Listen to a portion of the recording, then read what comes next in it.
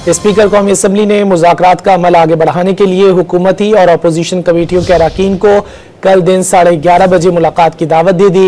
मजीद जानेंगे don news के नुमाइंदे इरफान सदुज़ई से। इरफान बताएगा, मुज़ाकराती कमेटियों की कल मुलाकात होगी स्पीकर से?